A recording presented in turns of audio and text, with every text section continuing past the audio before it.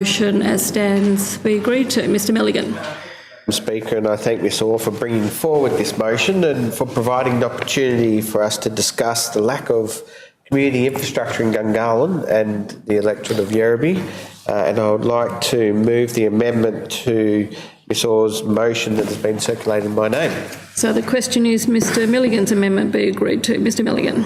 Madam Speaker, my amendment to Ms Orr's original motion was put forward to provide residents of the second fastest growing region in Australia some certainty.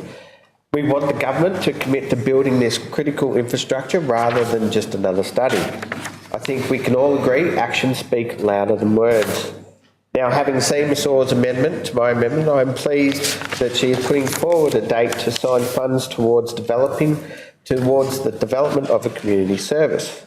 Still, I hope that the term development means to build and not just another study or report.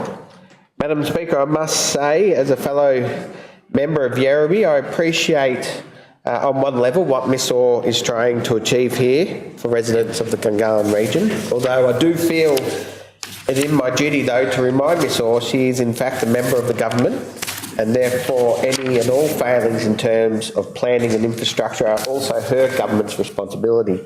I would imagine that rather than submitting a motion, she could in fact make submission to her colleagues to fix the lack of community facilities for one that is the fastest growing region in Australia.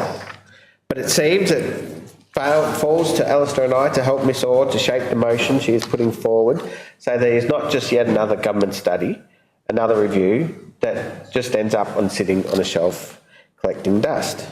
Madam Speaker, the residents of Yerrabi are very familiar with this approach, as are the majority of Canberrans. The feasibility study into the indoor sporting facilities for Gungahlin, Woden and Belconnen was promised by this government in 2016. Now in 2019, we are yet to see the report, an outcome or a commitment from this government to actually build anything. This is despite the fact we all knew there is a severe deficit in sporting facilities across not only these regions, but Canberra more generally. The ice rink feasibility study for Canberra was yet another 2016 election promise. The Chief Minister assuring Canberrans that a new ice rink would be built in this term. Well, Madam Speaker, the report was finally released in December last year, and we're yet to see or to have a real commitment from this government about when, where or how this facility will actually be constructed.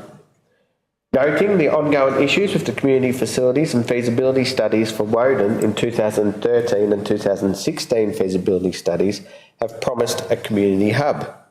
6 years on, and we now have Minister Steele making promises yet again about a community hub for Woden.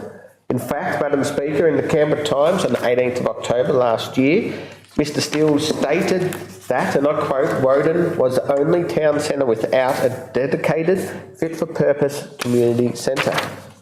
Whilst that contradicts Ms Orr's motion here, I think instead of Ms Orr being wrong, Mr Steele is just ill-informed. Madam Speaker, the idea of building a community facility in Gungahlin is in fact something that has been raised and pushed by the community for a long time. We don't need a scoping exercise to understand that there is a lack of meeting rooms and spaces, halls and venues for local community groups, let alone a range of other community assets. A simple conversation with any local from the outer north would tell you that.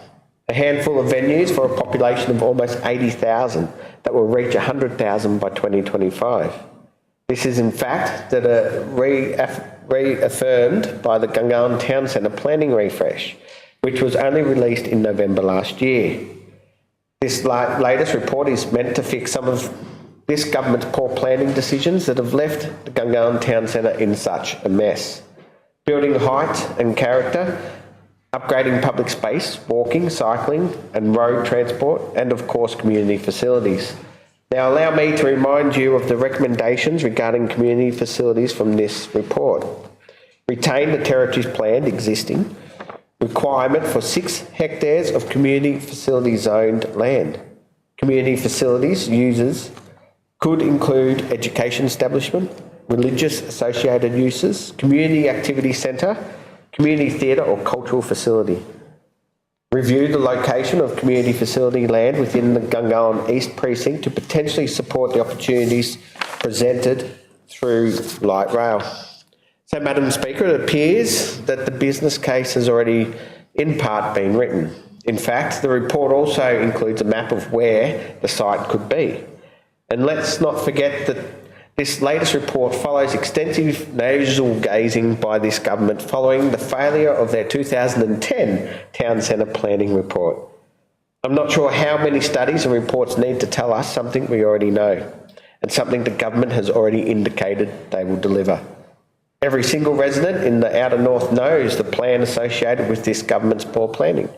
The pain, sorry. They build houses first and then try to retrofit infrastructure. So, Madam Speaker, that is why we believe that rather than more studies and reports, this government should commit funds and get on with the business of providing public infrastructure and services to residents. We are pleased that Ms Orr has put forward an amendment to my amendment, and I hope that this results in a positive outcome for the Gungahlin community. Question is that Mr Milligan's amendment